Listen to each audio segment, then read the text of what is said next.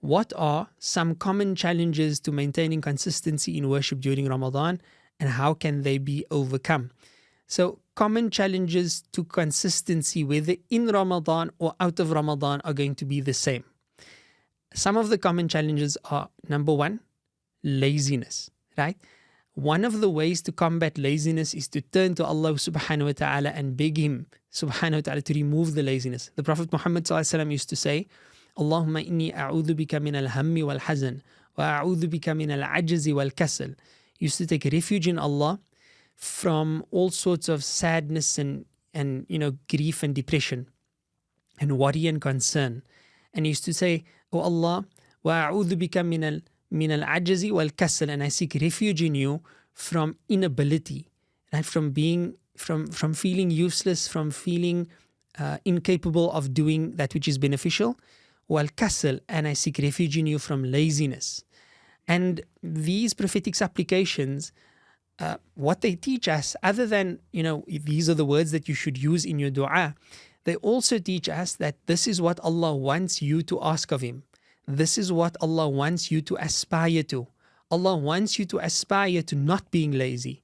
Allah wants you to aspire to that which is beneficial for you.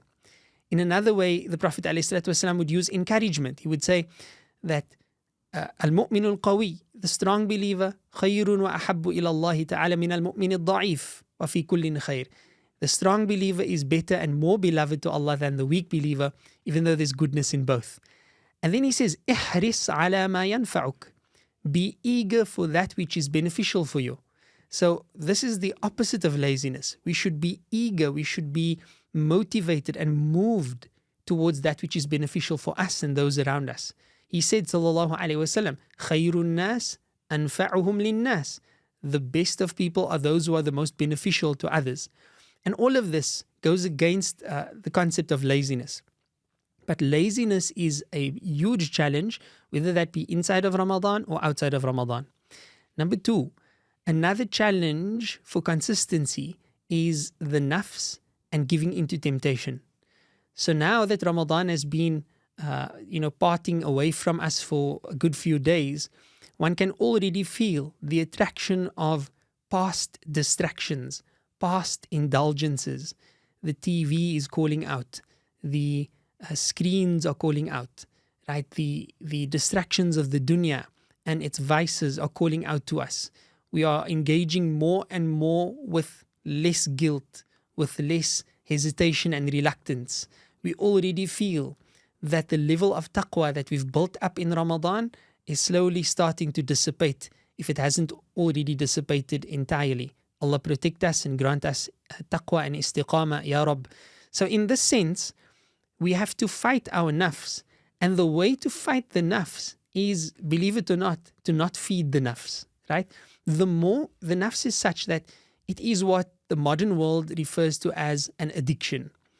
And the Islamic understanding of the addiction is essentially the nafs. And there are many ways in which to explain this. And that's a detailed discussion found in the works of Tasawwuf, namely Imam al-Ghazali rahimahullah ta'ala and his magnum opus Ihya Ulumuddin, where he unravels the secrets and the mysteries of the nafs in such a beautiful and systematic way. And I'd recommend anyone to study this work and to try and inculcate the lessons therein. But be that as it may, the nafs is such that the more you feed it, the more it needs to be fed. It is an insatiable monster. And every time we feed our nafs, every time we give in to temptation, the nafs takes a kick out of it, right? And then immediately seeks more. And then what tends to happen is the more you feed it, the less satisfied it is with what you have fed it initially. So now you need to increase the dosage given to the nafs.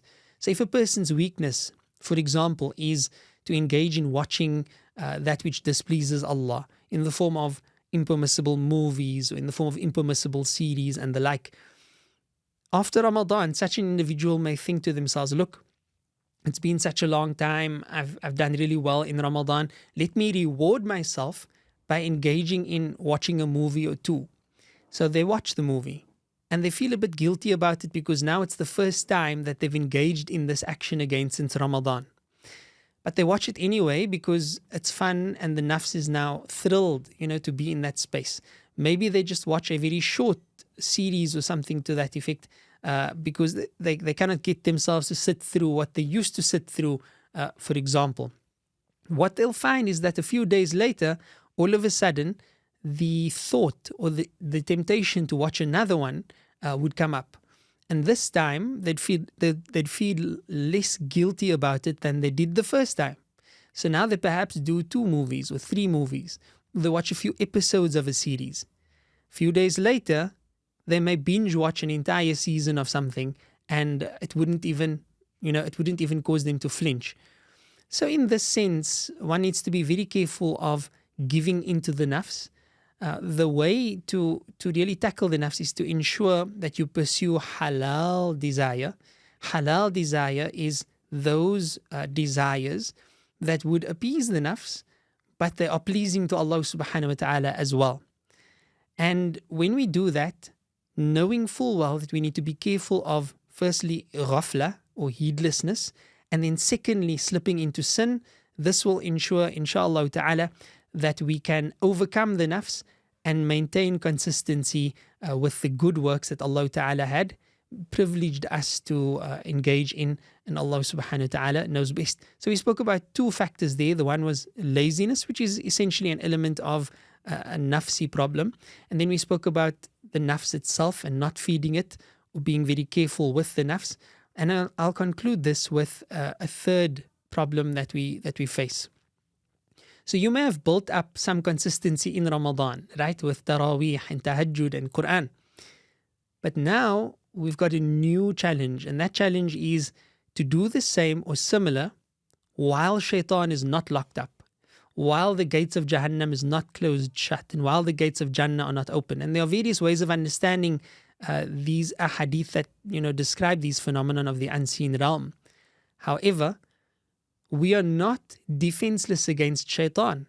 On the contrary, if Ramadan presented us with one way of defending ourselves against Shaitan, then certainly outside of Ramadan, we have other ways in order to secure safety or refuge from the accursed Shaitan. May Allah subhanahu wa ta'ala always grant us safety and protection from him.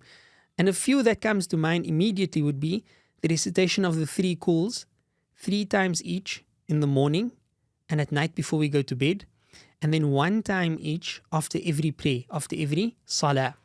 And then in addition to that, at night when we do it, to then blow into one's hands and rub that over the entire body. To also include Ayatul Kursi in the morning and in the evening before we go to bed at night, and once after every prayer.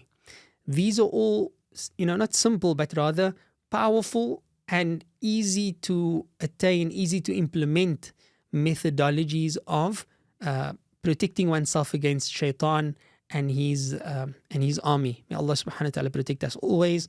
La ilaha illallah Muhammad Rasulullah.